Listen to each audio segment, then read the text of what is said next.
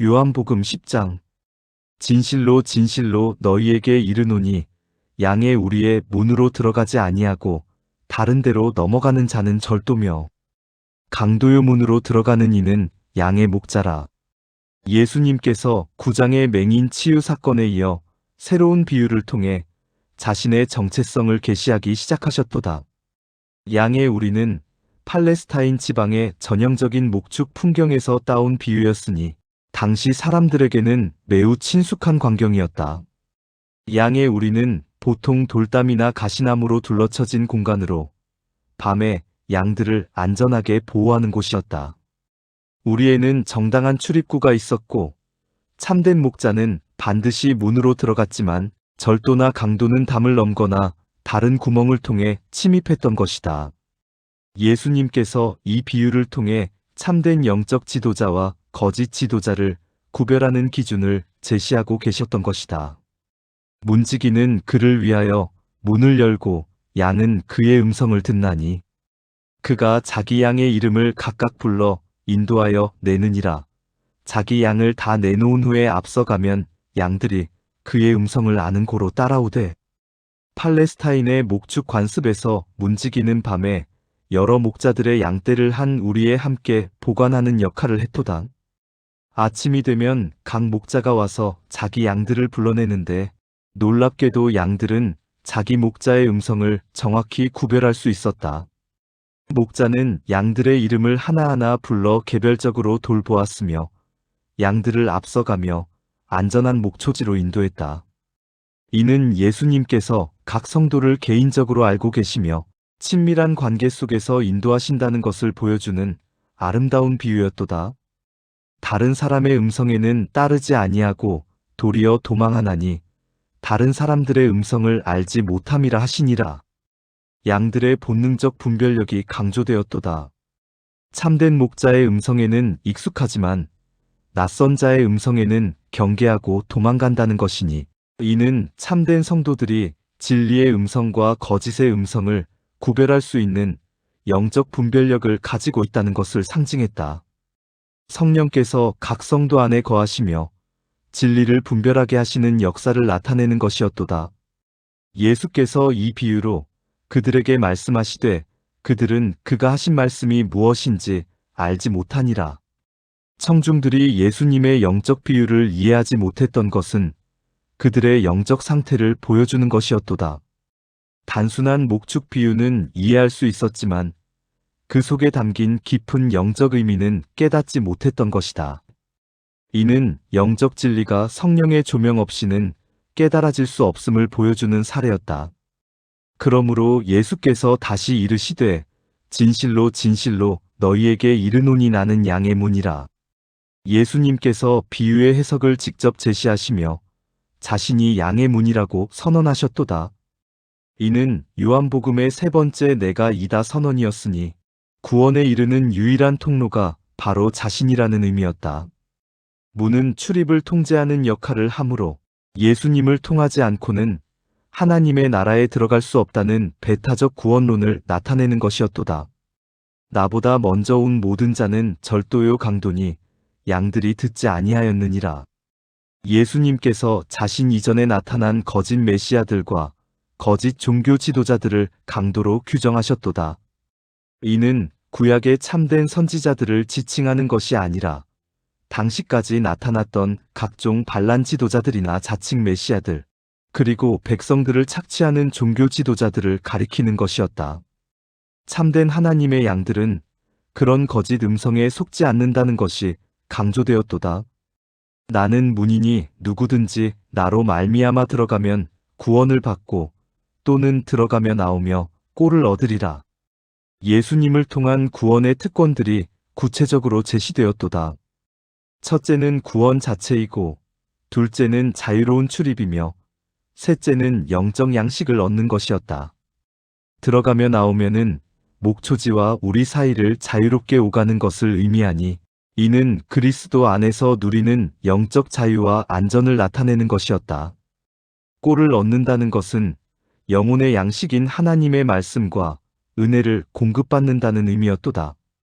도둑이 오는 것은 도둑질하고 죽이고 멸망시키려는 것뿐이요. 내가 온 것은 양으로 생명을 얻게 하고 더 풍성히 얻게 하려는 것이라. 예수님께서 자신의 사역 목적을 거짓 지도자들의 목적과 대조하여 설명하셨도다. 사탄과 그의 앞잡이들은 파괴와 멸망을 목적으로 하지만 예수님은 생명을 주시고 더욱 풍성한 삶을 주시려고 오셨다는 것이었다. 더 풍성이라는 표현은 단순한 생존을 넘어서 충만하고 만족스러운 영적 생활을 의미하는 것이었도다. 나는 선한 목자라. 선한 목자는 양들을 위하여 목숨을 버리거니와. 예수님께서 네 번째 내가 이다 선언을 하시며 자신이 선한 목자라고 선포하셨도다. 헬라어로 칼로스 선한은 단순히 도덕적으로 선한 것을 넘어서 아름답고 완전한 것을 의미했다. 선한 목자의 가장 큰 특징은 양들을 위해 자신의 생명까지 바치는 희생정신이라고 하셨으니 이는 십자가 대속을 예고하는 말씀이었다. 당시 팔레스타인 지방에서는 실제로 목자들이 늑대나 사자로부터 양떼를 보호하다가 목숨을 잃는 경우가 있었기에 청중들에게는 매우 현실적인 비유였도다. 삭구는 목자가 아니요 양이 제 양이 아니라 이리가 오는 것을 보면 양을 버리고 달아나나니 이리가 양을 물어가고 또 해치느니라. 달아나는 것은 그가 삭군인 까닭에 양을 돌보는 마음이 없음이라. 예수님께서 참된 목자와 삭군의 차이를 명확히 구별해 주셨도다. 삭군은 단지 품삯을 받기 위해 일할 뿐 양들에 대한 진정한 사랑이 없기 때문에 위험이 닥치면 양들을 버리고 자신의 안전만 추구한다는 것이었다. 이는 참된 영적 지도자와 자기 이익만 추구하는 거짓 지도자의 차이를 보여주는 것이었으니 바리새인들과 같은 종교 지도자들에 대한 은근한 비판이기도 하였다. 그들은 백성들을 진정으로 사랑하지 않고 오히려 착취하며 위기가 오면 자신들만 보호하려 했기 때문이었도다. 나는 선한 목자라. 나는 내 양을 알고 양도 나를 아느니라. 아버지께서 나를 아시고 내가 아버지를 아는 것 같으니 나는 양을 위하여 목숨을 버리노라. 예수님께서 자신과 성도들 사이의 친밀한 관계를 하나님 아버지와 자신의 관계에 비유하셨도다. 상호 인격적 알미 강조되었으니 단순한 지식적 알미 아니라 사랑과 신뢰에 기초한 깊은 교제를 의미하는 것이었다. 그리고 다시 한번 자신이 양들을 위해 목숨을 바칠 것을 선언하시며 이것이 선한 목자의 본질적 특징임을 강조하셨던 것이다. 또 이 우리에 들지 아니한 다른 양들이 내게 있어 내가 인도하여야 할 터이니 그들도 내 음성을 듣고 한 무리가 되어 한 목자에게 있으리라. 예수님께서 구원의 범위가 유대인에게만 제한되지 않고 이방인들에게까지 확장될 것을 예고하셨도다. 이 우리에 들지 아니한 다른 양들은 이방인들을 가리키는 것이었으니 그들도 예수님의 음성을 듣고 한 무리, 즉 하나의 교회를 이룰 것이라는 예언이었다. 이는 에베소서에서 말하는 유대인과 이방인이 그리스도 안에서 하나 되는 것을 미리 보여주는 말씀이었도다. 아버지께서 나를 사랑하시는 것은 내가 다시 목숨을 얻기 위하여 목숨을 버림이라. 이를 내게서 빼앗는 자가 있는 것이 아니라 내가 스스로 버리노라. 나는 버릴 권세도 있고 다시 얻을 권세도 있으니 이 계명을 내 아버지에게서 받았노라. 예수님께서 자신의 죽음과 부활이 외부의 강제가 아니라 자발적이고 주권적인 행위라고 설명하셨도다. 십자가 죽음이 패배가 아니라 하나님의 사랑의 계획에 따른 자발적 희생이며 부활 또한 그분의 신적 권능으로 이루어질 것이라는 선언이었다. 권세의 엑수시아는 단순한 능력이 아니라 정당한 권위를 의미하는 것이었으니 예수님께서 생명과 죽음을 주관하시는 절대적 권위를 가지고 계심을 보여주는 것이었도다. 이 말씀 때문에 유대인 중에 다시 분쟁이 일어나니 그 중에 많은 사람이 말하되 그가 귀신이 들려 미쳤거늘 어찌하여 그의 말을 듣느냐 하며 혹은 말하되 이 말은 귀신 들린 자의 말이 아니라 귀신이 어찌 맹인의 눈을 뜨게 하겠느냐 하더라. 예수님의 말씀이 또다시 사람들 사이에 분열을 가져왔도다. 일부는 신성 모독적 발언이라고 여겨 귀신 들린 광인의 말이라고 비난했지만 다른 일부는 구장의 맹인 치유 기적을 들어 반박했던 것이다. 귀신이 어떻게 선한 기적을 행할 수 있겠느냐는 논리였으니 이는 기적의 증거력이 얼마나 강력한지를 보여주는 것이었도다. 그때의 예루살렘에서 수전절이 이르니 때는 겨울이라. 10장의 후반부는 시간적 배경이 바뀌어 수전절 한우카로 넘어갔도다. 수전절은 주전 164년 유다 마카비가 시리아 안티오쿠스 4세의 압제에서 해방되어 성전을 재건축하고 재봉헌한 것을 기념하는 절기였다.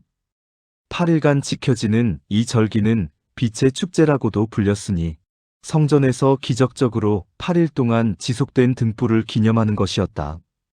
12월경에 있는 이 절기는 춥고 어두운 겨울의 빛과 해방을 기념하는 의미가 있었도다. 예수께서 성전 안 솔로몬 행각에서 다니시니 유대인들이 애워싸고 이르되 내가 언제까지 우리 마음을 의혹하게 하겠느냐? 네가 그리스도이거든 밝히 말하라 하니 솔로몬 행각은 성전 동편에 있는 긴 복도로 추운 날씨에 바람을 피할 수 있는 곳이었도다. 유대인들이 예수님을 애워싸고 직접적인 대답을 요구한 것은 그들의 조급함과 동시에 예수님을 함정에 빠뜨리려는 의도가 있었던 것이다. 마음을 의혹하게 한다는 표현은 영혼을 들어올린다는 뜻으로 기대와 불안을 동시에 갖게 한다는 의미였다. 그들은 예수님이 명확히 메시아라고 선언하면 신성 모독죄로 고발할 계획이었을 것이다.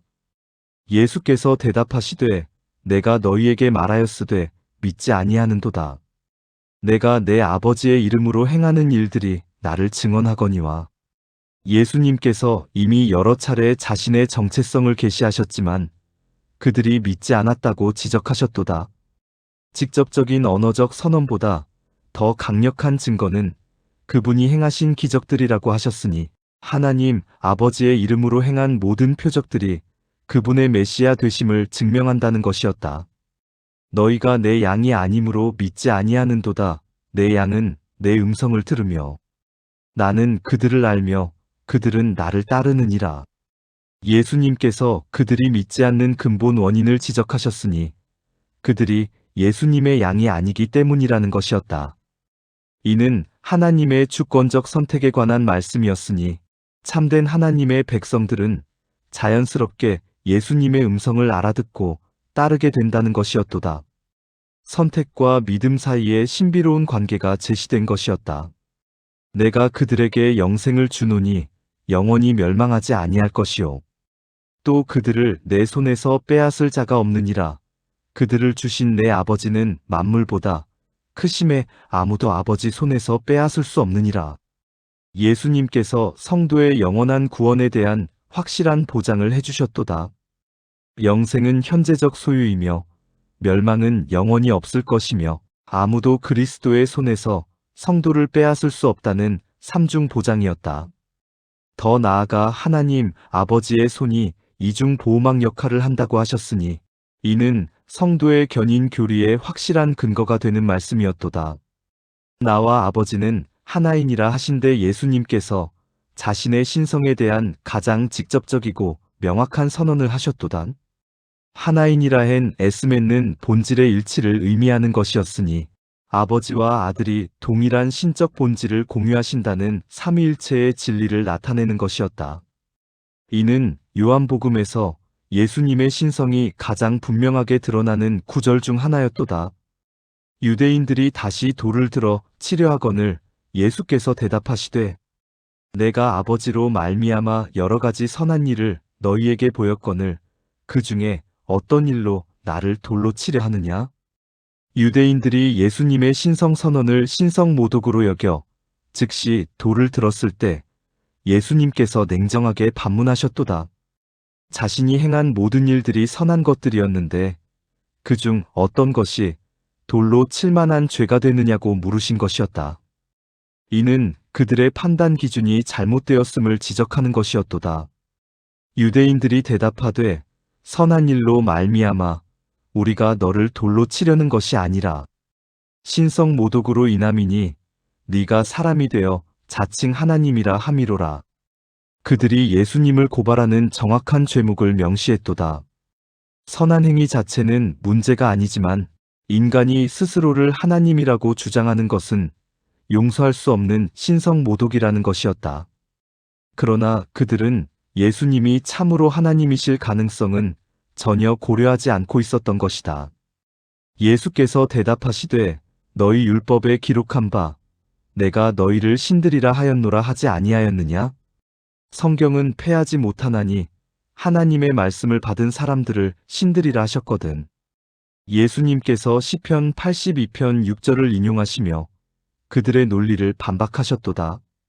구약에서도 하나님의 말씀을 받은 사사들이나 지도자들을 신들이라고 불렀는데 하물며 하나님께서 거룩히 구별하여 세상에 보내신 자가 자신을 하나님의 아들이라고 하는 것이 어찌 신성모독이 되겠느냐는 논증이었다.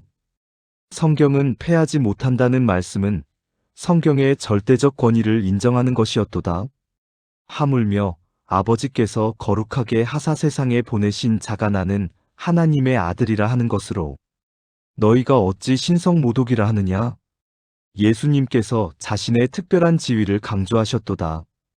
단순히 하나님의 말씀을 받은 자가 아니라 아버지께서 특별히 거룩하게 구별하시고 세상에 보내신 자라는 것이니 이는 성육신의 신비를 암시하는 표현이었다.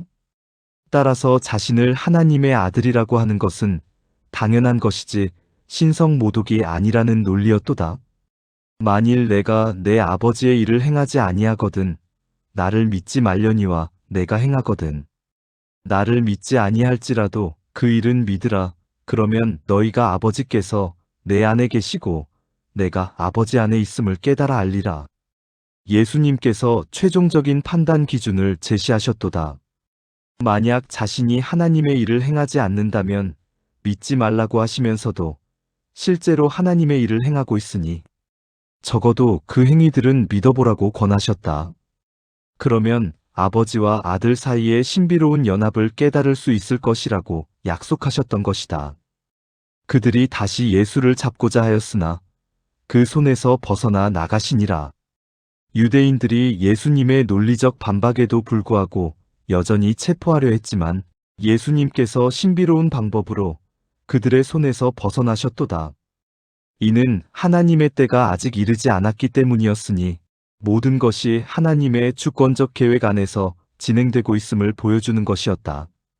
다시 요단강 저편 요한이 처음으로 세례 베풀던 곳에 가사 거기 거하시니 많은 사람이 왔으니 그들이 말하되 요한은 아무 표적도 행하지 아니하였으나 요한이 이 사람을 가리켜 말한 것은 다 참이라 하며 그곳에서 많은 사람이 예수를 믿으니라. 예수님께서 예루살렘의 적대적 분위기를 피해 요단강 건너편으로 가셨는데 이곳은 세례 요한이 사역하던 곳이었도다. 여기서 많은 사람들이 세례 요한의 증언을 기억하며 예수님을 믿게 되었으니 이는 참된 증언의 능력을 보여주는 것이었다. 요한은 기적을 행하지 않았지만 진실한 증언을 했고 그 증언이 결국 많은 사람들을 믿음으로 인도했던 것이다. 이로써 요한복음 10장은 예수님께서 선한 목자로서 자신의 정체성을 완전히 계시하시고 성도들의 영원한 구원을 보장해 주시며 자신의 신성을 분명히 선언하신 중요한 장이었도다. 목자와 양의 비유를 통해 예수님과 성도들 사이의 친밀한 관계가 아름답게 묘사되었고 동시에 거짓 지도자들에 대한 경고도 주어졌다. 특히 나와 아버지는 하나이다라는 선언은 예수님의 신성에 대한 가장 명확한 증언 중 하나로서 기독교 신앙의 핵심 진리를 확증해주는 말씀이었도다.